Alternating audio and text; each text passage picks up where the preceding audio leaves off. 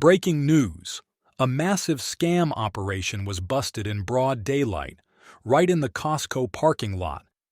Police responded to reports of some suspicious activity on December 29, 2022, at the local COSTCO near Palm Beach Gardens. What the cops found was shocking: an organized scam that only targeted native shoppers. Those dudes have been caught in the act of selling fake speakers filled with concrete. A perfectly bizarre situation. But this wasn't their first rodeo. Police revealed this was part of a larger organized fraud scheme. In the COSTCO parking lot, the police officers of Palm Beach Gardens would approach the suspect's vehicle, and the drama would unfold. Body cameras roll and the tension is palpable. "Turn off the car, step out, turn around, and stand right there," says the officer in a firm tone. The suspect, visibly nervous, complies but quickly tries to explain himself, saying, "Did I do anything wrong? Listen, bro, I'm just here working." As the suspect steps out, he insists he's just trying to make a living, claiming he's part of a legitimate sales operation. But the officers aren't buying it. They've seen this before. Same car, same story, different day. The suspect pleads, "I'm very cooperative. Whatever you need me to do, I'll do." But the officers aren't swayed, knowing this is part of a larger pattern.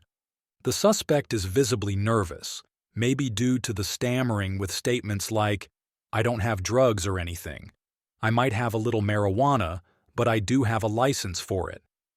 The officers are now targeting a larger picture, an alleged scheme victimizing varying COSTCO shoppers.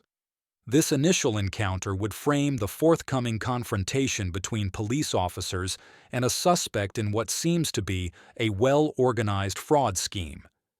However, the questions arise as to whether this suspect is just a pawn in a bigger scheme or otherwise. As the investigation deepens, the suspect tries to explain his side of the story. He claims he's just trying to make an honest living, selling speakers out of the back of his van. "I'm just doing this work, man. I don't carry drugs or anything like that," he insists. But the officers aren't convinced. They've heard this before, too many times. The suspect admits he's new to the job, saying, "When I started this, I didn't know it was like this until 4 or 5 weeks later." He claims he was just following a route assigned by his boss, completely unaware that he might be part of something illegal. "It was just a route I picked on the board. Random," he explains, trying to distance himself from any wrongdoing. The officers exchange knowing glances, their skepticism deepening. One of them leans in and asks, "So you're telling us you had no idea what was in the packages?" The suspect hesitates, his eyes darting around as if searching for an escape. "I mean, I didn't ask questions," he mutters. His vague response only raises more suspicion. The officers press further, pointing out inconsistencies in his story. If he truly believed it was just a random route, why didn't he question the unusual drop-off locations? The suspect swallows hard, realizing that his attempt to feign ignorance isn't holding up. But the officers aren't buying it. They've seen this script play out before. Same car, same scam, different suspect. The suspect's nervous energy grows as he realizes the gravity of the situation. "I'm never coming back here, I promise," he says, clearly embarrassed and desperate to avoid jail time. Despite his claims of innocence, the officers remain firm. They've heard it all before: the excuses, the promises, the attempts to shift blame. But one thing is clear: this isn't just a one-time mistake. It's part of a larger, organized scheme that's been targeting unsuspecting shoppers for far too long. The stakes get higher as the police lay out their case against the suspect. This isn't just a simple misunderstanding. It's an organized scam, and the officers aren't holding back. "You're part of an organized scheme to defraud," one officer states firmly. "Selling fake speakers filled with concrete? That's fraud, plain and simple." The protagonist tries to manage a defense, but from the officer's lens it looks like a ridiculous exercise. They have seen all the same cars and the same sun. This is the third time we've been out here for this same vehicle, the officer notes in explanation. So, the suspect tries to appear nonchalant while subliminally feeling the pressure and sudden realization of the heavy situation. "I swear I will never come back here," he said, but it did little to sway the officers. The officers appear to know this isn't just about one person but putting a stop to a whole operation that is continuously victimizing unsuspecting people. With the statute of organized scheme to defraud looming over him, the suspect's fate seems sealed. But the question remains, who's really behind this elaborate scam? This isn't the first time the Palm Beach Gardens police have dealt with this exact scenario. It's becoming a pattern. The officers reveal that this same vehicle has been stopped multiple times before, with different individuals involved each time. "This is the third time we've been out here for this same vehicle," one officer states, clearly frustrated. The suspect shifts uncomfortably, realizing he's trapped in a web of evidence. "Look, I swear, I didn't know any of that," he insists, his voice cracking. But the officers aren't convinced. They remind him that ignorance isn't a defense, especially when he's driving a vehicle already linked to multiple crimes. One officer pulls out a notepad, flipping through notes from past stops. "Same story, every time," he mutters. The suspect's face pales as the reality sets in. Whether he knew it or not, he's now part of something much bigger, and talking his way out of it won't be easy.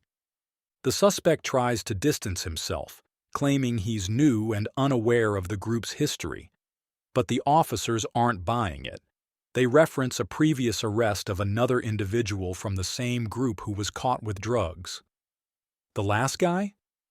He's in jail right now," the officer says, driving home the seriousness of the situation. It's clear this isn't just a one-time mistake. It's part of a larger, organized operation. And the Palm Beach Gardens police are determined to put an end to it. In a rapidly changing scenario where the suspect was trying to cooperate, investigations were going in full swing. Already, his story was disintegrating. The suspect vehemently denied any suggestion of illegal action and said, "I don't carry drugs or anything like that. I carry a little marijuana, but I have a license for it." The officers did not agree. One of them shot back, "You can't drive and smoke," thereby dismissing the defense. The suspect stands humiliated as he considers the enormity of the predicament. "I'm embarrassed, my man. Everybody's watching," he stutters out, clearly shaken. He goes on to say he will never return, saying, "I'm never coming back here, I promise. I'll stay out of your city." The officers have heard all of this before. One of the officers sighs, shaking his head. "First day or not, you made a choice," he says bluntly. The suspect rubs his face, frustration mixing with fear. "Man, I didn't think it was that serious," he mumbles. But the officers aren't moved by his excuses.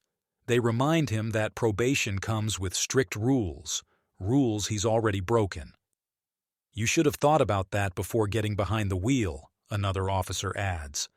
The suspect's shoulders slump as the weight of the situation fully hits him. There's no easy way out now. His decisions have led him straight into handcuffs. The situation takes a serious turn when the police reveal the suspect is on probation and driving without a license. "You're on probation and you're driving with no license. That's a violation," the officer states firmly. The suspect's face drops as he realizes what this means. Jail time. "So I'm going to sit in jail now? It's my first day," he exclaims, desperation creeping into his voice. The suspect's anxiety increased when he started to think about not being able to post bond. "If it's a violation of probation, I probably can't get bonded out, right?" He now sounds worried. The officers confirm his fears, leaving him shaken. This is more than a simple arrest. It's an awakening. The suspect's cooperation and promise to leave for good are not enough to wash away the legal consequences of his actions. As the situation unfolds, the suspect's focus shifts to his vehicle and belongings. The police discuss towing the car, but the suspect pleads, "Please don't tow the vehicle, man. I've got to get back to the warehouse." He also requests to retrieve his items, including 2 phones and designer belongings. "At least let me get my stuff," he says, clearly anxious about losing his valuables. In a surprising twist, the police allow the suspect's associate to drive the car back to their shop. "I'm letting your buddy take the car back," the officer says, showing a rare moment of leniency. The suspect, relieved, thanks the officer but remains visibly shaken by the ordeal. The suspect then requests to call his boss, Dave, to explain the situation. The officer agrees and gets on the phone with Dave, delivering a stern warning. "Stop sending these guys up here. Every time they come, they're going to jail." Dave, however, claims the individuals are independent, saying, "They're not sent by me. They choose their routes." But the officers aren't buying it. They know this is part of a larger operation, and they're determined to shut it down for good. The dramatic bust comes to a close as the police make their final moves. In a surprising act of leniency, they allow the suspect's associate to drive the car back to their shop along with the suspect's belongings. "I'm letting your buddy take the car back," the officer says, giving the suspect a small break in an otherwise tough situation. But for the suspect, there's no escaping the consequences. He's taken into custody for violating probation, his fate sealed. "You're going to jail," the officer states firmly, leaving no room for argument. The suspect, now resigned to his fate, expresses regret and promises, "I'm never coming back here. I'll stay out of your city." The police, however, send a clear message. "Every time you come here, it's going to be the same result: jail." They emphasize that future incidents will lead to arrests and even asset seizures, putting scammers on notice. This isn't just a one-time bust. It's a warning to anyone thinking of running similar scams. The Palm Beach Gardens Police Department is cracking down, and they're not backing down. Anyways, here's some more videos. Like it if you found this story shocking. Remember to share, like, and subscribe if you want to get more breaking news and real-life crime updates. Until next time, stay safe, stay informed, and see you in the next video.